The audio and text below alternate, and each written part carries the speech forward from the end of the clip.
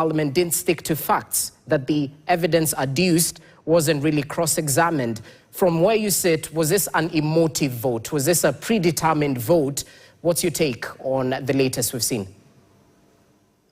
I think let me first start by giving you an absolute response to your question, and thank you for having me here, Jesse. It's been a long time.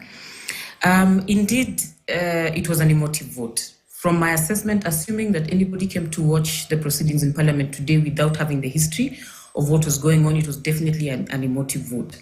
There are a number of things that you could read out of the conversation that would tell you that it was definitely an emotive vote. But I realize that none of this is a surprise to Kenyans. Number one, because of the situation that surrounded how the deputy president ended up being called the running mate of the president. You remember there was a bit of a scuffle between him and the current Minister for Interior. And I think those issues would have given the feeling that the president was strong-armed to have him as a deputy president. And so this day was coming. It was coming for him because our president is a very unforgiving person, especially on political issues, especially when you take actions that threaten his political career. And so this was coming. The only thing that could shock me completely is how much anger he has elicited from his friends in his stronghold. And I think Ngujiri has elaborately explained what it is. Most of the people coming from his community do not like to be disrespected in the ways that he has disrespected them. And so that would definitely have put him in the situation he finds himself in.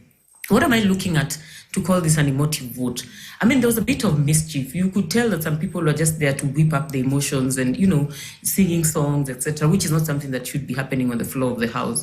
There was a bit of populism and people speaking the language that Kenyans would like to hear to agree with a vote to impeach the deputy president. And then, of course, when you see politicians agreeing on something in the kind of numbers they have agreed today, then you know that something is either off or they're up to something. I also got the sense that there were people who really had a script that they needed to work with, and so they would only come to the microphone to speak that which was in script and vote. I sympathize. I sympathize with the deputy president, not because I think he's innocent, not because I think he's innocent of any of the claims that were made, but by virtue of the fact that I think the process did not truly give him a fair hearing. And I say it did not give him a fair hearing in the sense that it has been sped up so fast. Even we who are following the process have had to move at a faster rate to even understand what's going on. I think there are certain levels of the process, including the public participation, that could have been done better to get better value out of the Kenyans, but also give him a chance at defending himself. The issues that have been raised, national values, integrity, arrogance, insubordination. I mean, arrogance does not count as gross misconduct, at least not as far as my knowledge is concerned. There are certain integrity issues or insubordination issues that could actually qualify as gross misconduct based on the evidence provided. I think to this point, we may have had even in some of the interviews that you did that the Honorable Omushomba is saying that there are no pieces of evidence that they've been able to look at to confirm some of these accusations. So a lot has been left to desire about the process. But then again, if there is such a huge vote of no confidence against him, we can only wait to hear what the Senate will say about this situation. All right, Stella, staying with you. Of course, one of the issues that was raised is the fact that the deputy president made remarks on having a shareholding government and all that.